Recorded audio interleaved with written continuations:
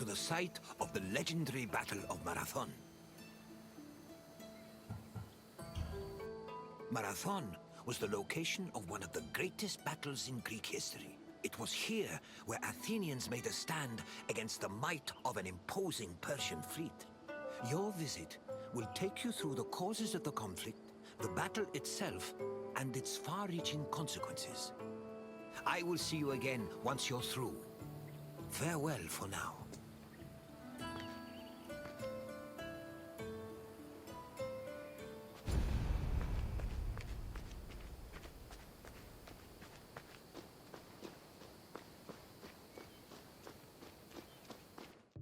In 490 BCE, 600 Persian triremes landed on a beach 35 kilometers north of Athens. Standing in their way were 11,000 hoplites led by the prestigious Athenian general Miltiades. The Persian forces outnumbered the Greeks approximately 5 to 1, and yet the smaller force managed to push back their would-be conquerors. The Battle of Marathon was a major turning point in the Greco-Persian Wars, and the Athenians' victory would be celebrated for many years. The modern-day distance-running event is named a marathon in memory of a soldier from the battle who ran back to Athens to announce their victory, though whether this is real or legend is uncertain.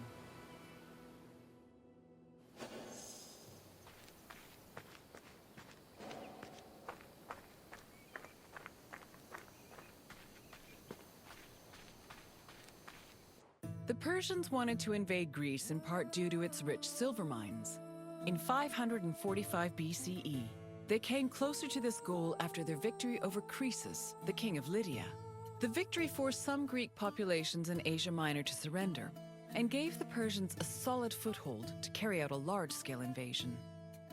In 494 BCE, the city of Miletus revolted against its Persian rulers. They were aided by Athens and the nearby city of Eretria, and even burned down an important Persian temple. The Persian King Darius was enraged by their sacrilege, and in 491 BCE, sent messengers to the Greek cities demanding their submission. Athens and Sparta killed the Persian messengers, goading Darius to invade. The Persians began their attacks, first capturing the city of Naxos and enslaving its inhabitants, then taking the city of Eretria. Filled with confidence from their string of victories, the Persians set their sights on Athens.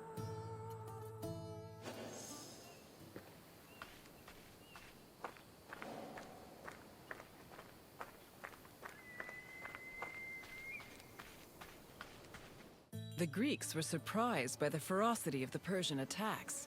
Seeking aid against the upcoming invasion, Athens was forced to appeal to other cities for help. In a surprising move, they asked for aid from Sparta, known for having the strongest army in Greece.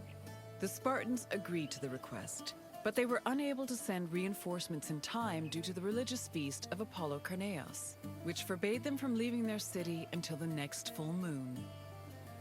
The only extra help Athens managed to acquire was from the small Boeotian city of Plataea, which sent an additional 1,000 hoplites.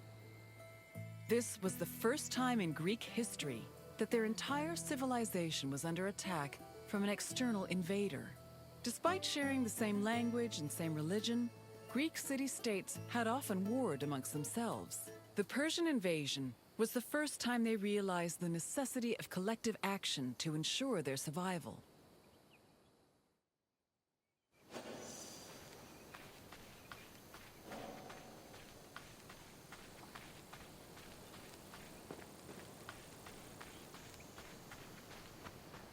The Persian fleet originally planned to land at the port of Phaleron. However, the exiled Athenian tyrant Hippias, who sided with the Persians, advised them to land at Marathon instead, where it would be easier to deploy cavalry. The Athenians were unaware of the Persian battle plans and left Marathon undefended. This allowed the Persians to quietly set up camp on the beach, while Athens scrambled to mount a defense.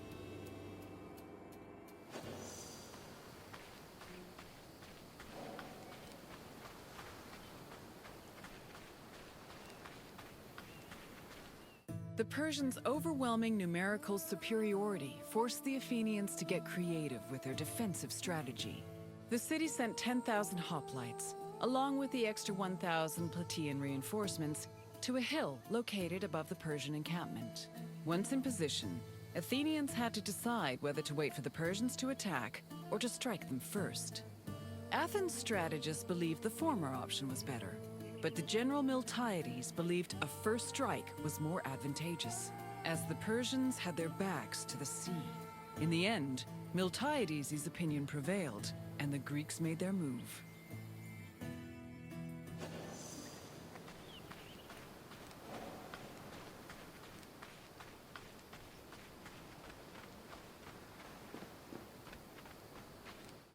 According to Herodotus, the Greek forces charged at the Persians without archers or cavalry. The Persians were unprepared for what they saw as an act of madness. While they were able to hold the Greeks back at first, they were eventually pushed back to their ships and forced to retreat. The Persians suffered heavy losses during the battle, with approximately 6,400 casualties. The Athenians, on the other hand, only lost 192 soldiers.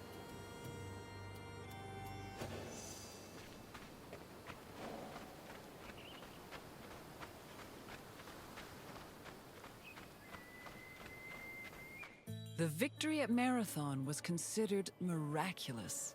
The Greeks attributed this miracle to the appearance of legendary heroes who they allegedly saw return from the dead to fight at their side in defense of the city. For example, several Athenians swore they saw the mythical King Theseus take up arms at Marathon, a scene which would later be depicted in Athens' Agora. Similarly, some hoplites attested that Heracles appeared at Marathon, clad in his lion's skin and wielding a club. The supposed appearance of these heroes helped elevate the Battle of Marathon to a legendary status among the Greek people.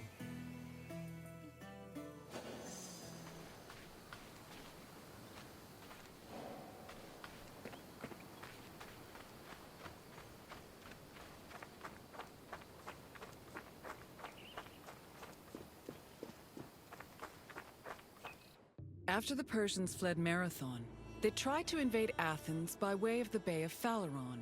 However, this gave the Athenians time to return to their city and mount a proper defense. Fearing further losses, the admiral of the Persian fleet called off their attack, and the Persians returned to their empire.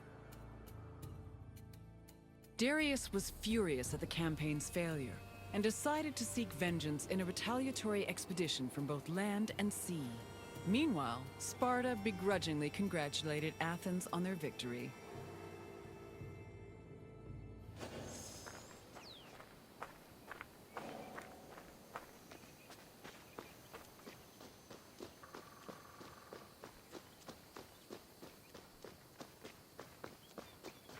The victory at Marathon marked the beginning of a new era for Athens. According to Herodotus, Athens' success at pushing back the Persians ranked them first in the ongoing competition between the Greek city-states.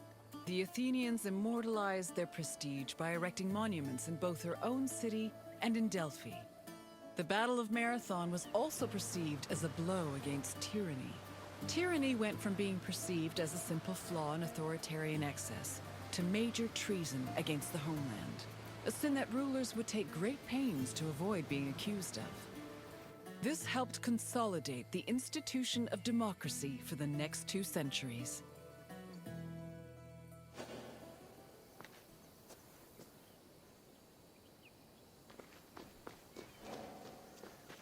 I hope you enjoyed this look into the famous Battle of Marathon.